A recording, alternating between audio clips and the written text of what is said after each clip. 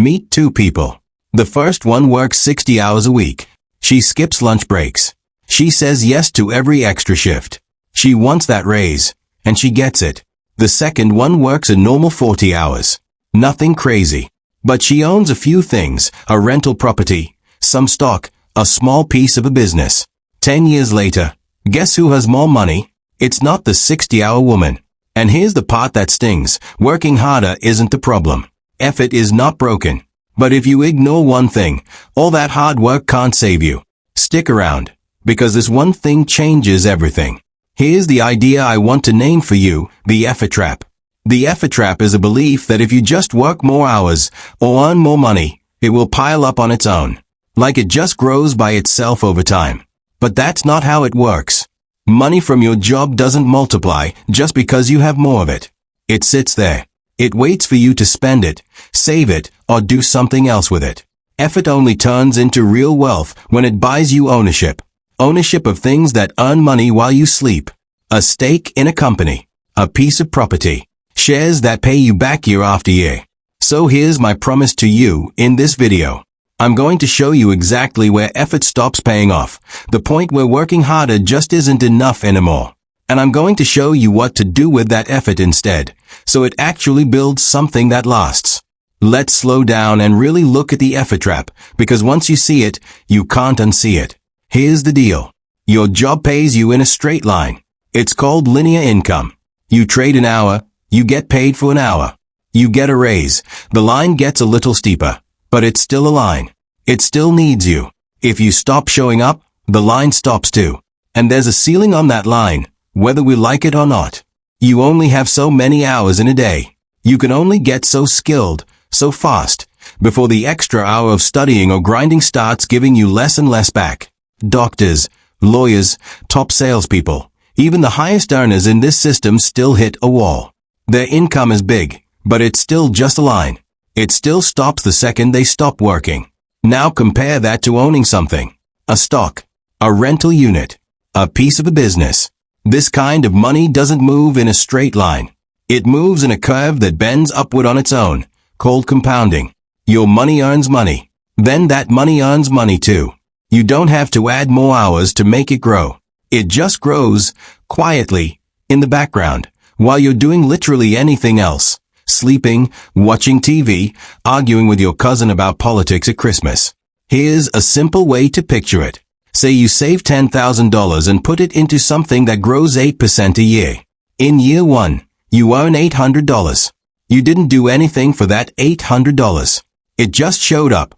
In year two, you earn on the original $10,000, plus you earn on that $800 too. It's small at first. Almost forgettable. But give it 10 years, 20 years, 30 years, and that curve stops looking small. It starts looking like a completely different game than the one you're playing at your job. So here's the hard truth in the effort trap. When you work harder at your job, you are not bending your line into a curve. You're just moving faster along a line that was never built to bend on its own. More hours, more hustle, more stress, same shape. It just gets you to the same ceiling a little quicker. This is not a knock on hard work. Hard work is genuinely great. But hard work at a job can only ever buy you time and money. It cannot, by itself, buy you a curve. Only ownership does that. And that's the whole trap. Most of us were taught to work harder, when the real move was to take some of that hard-earned money and point it at something that compounds. Not instead of working. Alongside it. Okay, let's look at the actual numbers, because this is where the effort trap really shows its teeth. Since 1979, cumulative median wage growth in the U.S. has been just 29%. That's less than 0.6% a year on average. Let that sink in. Over 4+ years, the typical paycheck barely moved once you adjust for inflation. In fact, for most Americans, today's real average wage is roughly the same buying power it did 40 years ago. Same power. For decades later. That's not a typo, and it's not your imagination if your paycheck has felt stuck. Now here's the part that should make you a little annoyed. Over roughly the last 25 years, stock market returns have shot up far faster than wages, and it wasn't always like this. This is a newer pattern. Something shifted. And there's actual research on exactly when that shift happened. One economist looked at how closely wages and the S&P 500 used to move together. Before 1980, when the S&P went up by 1 point, the real wage went up by about 3 cents. After 1980, that same 1 point rise only moved wages by about 1/10 of 1 cent. So the connection between the market is doing great and your paycheck is doing great basically got cut. The stock market kept climbing. Wages didn't come along for the ride. Here's another way to see the gap. One way researchers study this is by comparing median household income against the S&P 500 and NASDAQ, both adjusted for inflation.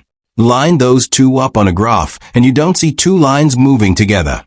You see one flat, tired line, and one line curving up and away like it's late for a flight. I want to be clear about what this data actually means, because it's easy to get it twisted. It doesn't mean wages don't matter, and it doesn't mean working hard is pointless. People still need income. Income is how you eat, how you pay rent, how you eventually get money to invest in the first place. What it means is this. If your entire plan is work more, earn more, and hope it adds up, the numbers say that plan has a ceiling built into it. Wages crawl. Assets, historically, have not crawled. They've compounded.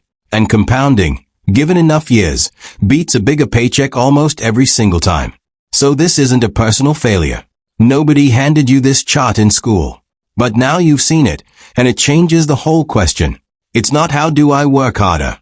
It's how do I get some of my effort into the curve instead of the line. Let's make this real with two people. I'll call them Hustler Hannah and Owner Owen. Hannah works hard. Like, really hard. She picks up overtime every chance she gets. She drives for a rideshare app on weekends. Some months she pulls in an extra $500. She's proud of that money, and honestly, she should be. It's not easy money. But here's what she does with it. She keeps it in cash, or she spends it on nice stuff she's earned, because she worked for it, right? Totally fair. Over 1 year, that's about $6,000 extra. Over 10 years, assuming she keeps up that pace, that's $60,000. It just sits there as cash, or it gets spent along the way. Owen works a regular job. 40 hours, no overtime, no side hustle.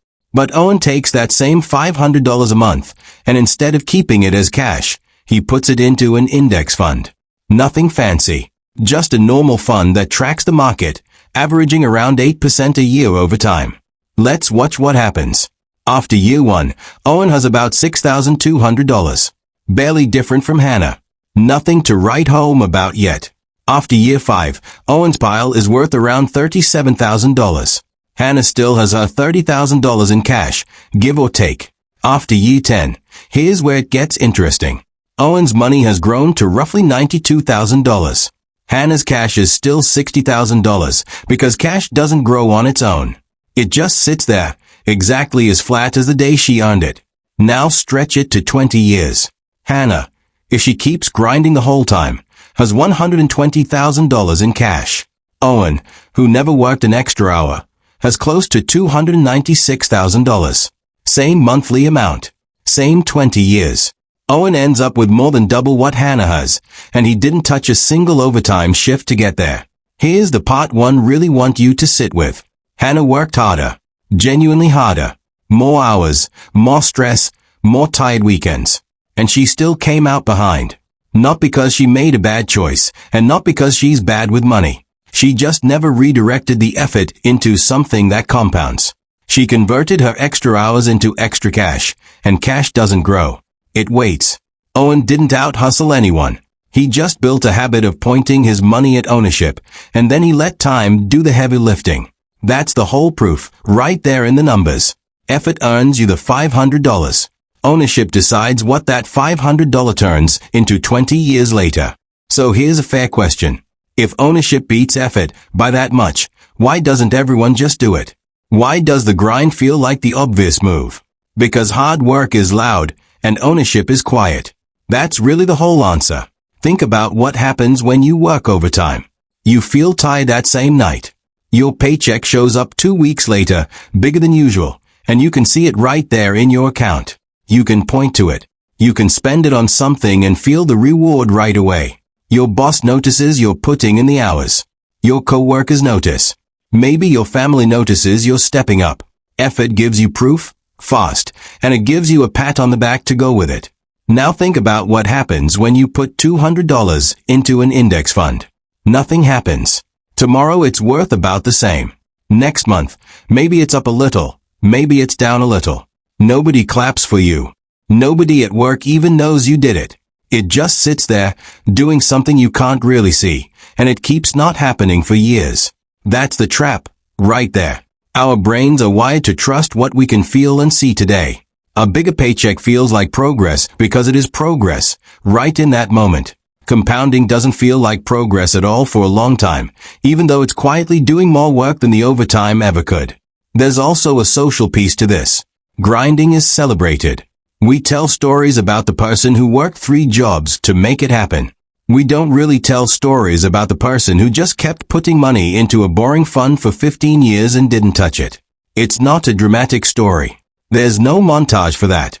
So even when people know, deep down, that ownership is the better long game, the hustle still feels like the real work, and investing feels like something you'll get to later, once you've earned enough to matter.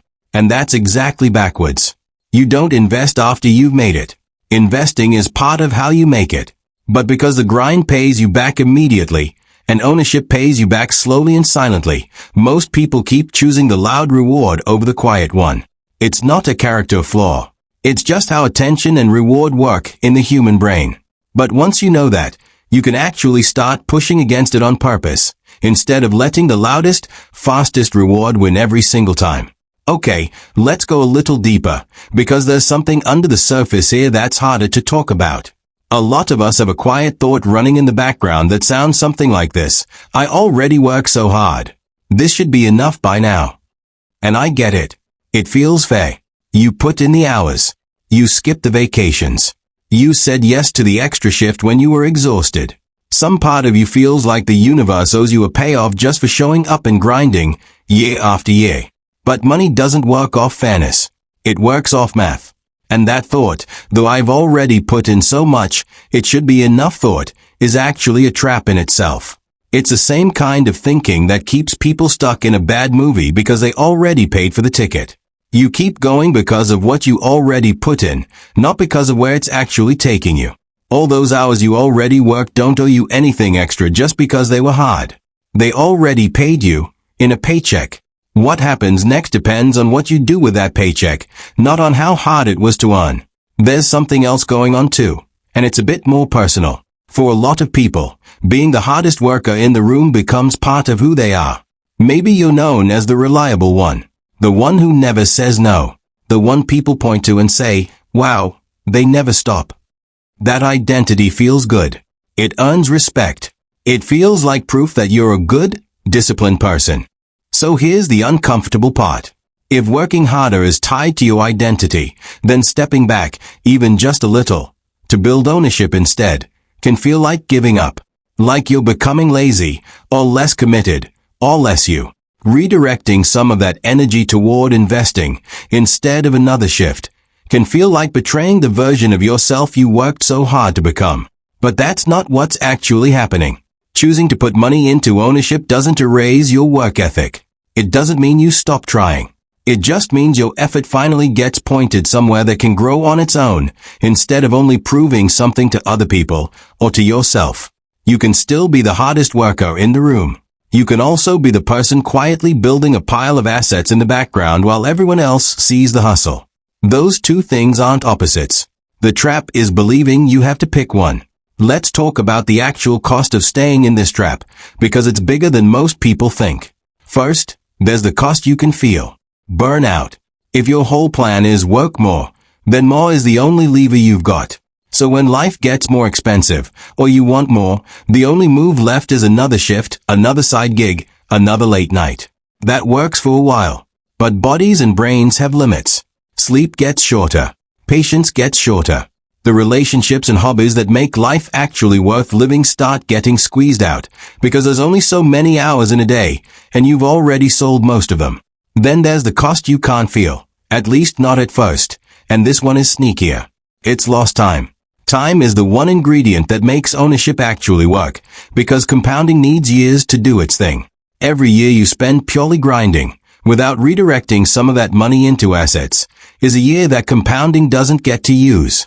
And you don't get that year back. You can always work more hours later. You can never go back and give your money an earlier start. Let's put real numbers on this, using the same two people from before. Picture two workers, same job, same hours, same effort, but one of them also owns assets and one doesn't. At the 10-year mark, the gap is there, but it's not dramatic. Maybe the owner has $50,000 more than the effort-only earner. Annoying, but survivable. At the 20-year mark, the gap stops being polite. The owner isn't just ahead by a little anymore. They might be sitting on 2 or 3 times what the effort-only earner has, even though both of them work the exact same job, for the exact same years, at the exact same hours. At the 30-year mark, it stops looking like a gap at all. It starts looking like two completely different financial lives. One person is still trading hours for dollars, every single week, forever. The other person has a pile of assets quietly paying them, whether they work that week or not. Here's the real cost of the effort trap. It's not that you fail. It's that you can do everything right, work hard, stay reliable, never slack off, and still end up decades behind someone who worked the exact same amount, just because they pointed part of their effort at ownership early and you didn't. That gap isn't about who tried harder. It's about who gave compounding the most years to work with. Okay, so after all that, I want to be really clear about something, because I don't want you walking away from this thinking effort is the bad guy here. It's not. Effort is fuel. That's it. That's the whole role it was ever supposed to play. Fuel doesn't get you anywhere by itself. It has to go into something that actually moves. Right now, a lot of us are pouring great fuel into a car that's just sitting in park, revving the engine, feeling busy, feeling proud of how loud it sounds, and going absolutely nowhere. That's not effort failing you. That's effort being pointed at the wrong thing. So here's the actual shift, and it's smaller than you'd think. It's not work less. It's not stop trying. It's this, stop asking only how do I earn more, and start also asking how do I own more. Those two questions sound similar, but they lead to totally different lives. How do I earn more keeps you inside the line. You'll get a better job title, a bigger paycheck, maybe even a really impressive one. But it's still a line, with a ceiling, that needs you standing there every single week to keep it going. How do I own more takes whatever that paycheck already gave you, and asks where it should go next. Not spent, not sitting in cash, but pointed at something that can grow without needing more of your hours. A little bit into an index fund. A little bit toward a rental property down the road. A small stake in a business you believe in. It doesn't have to be huge. It just has to be redirected, on purpose, instead of drifting into spending because it showed up in your account. This is genuinely good news, if you think about it. It means you don't have to become a different person to fix this. You don't need a new personality, or twice the hours, or a total life overhaul. You already have the fuel. You've been making it for years, every single paycheck. The only thing missing was where you were sending it. Earning more will always feel good, and it's not wrong to want it. But earning more without owning anything just means a slightly bigger number stuck in the same flat line.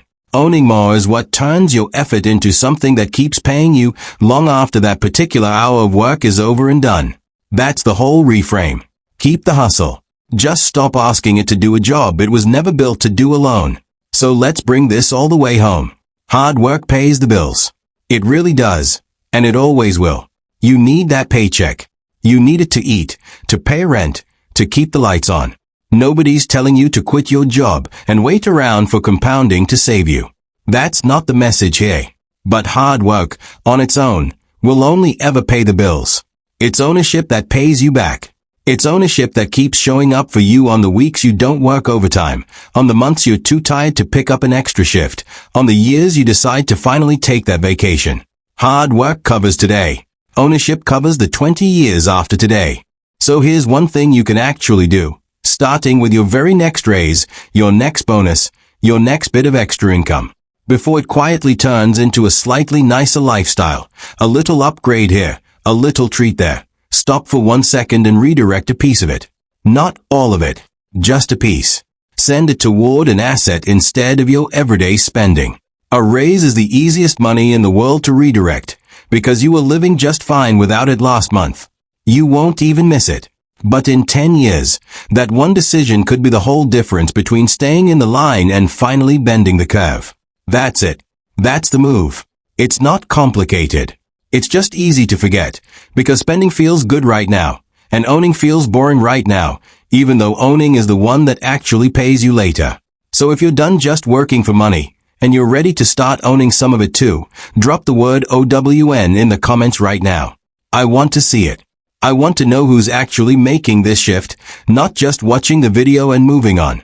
And if this made sense to you, if it made you a little annoyed at all the years nobody explained this properly, do me a favor and share it with the one friend who's grinding themselves into the ground right now, thinking harder work alone is going to get them there. It won't. Not by itself. But it can, the second you point it at the right thing. Hard work pays the bills. Ownership pays you back. Comment OWN if you're ready to stop working for money and start owning it instead.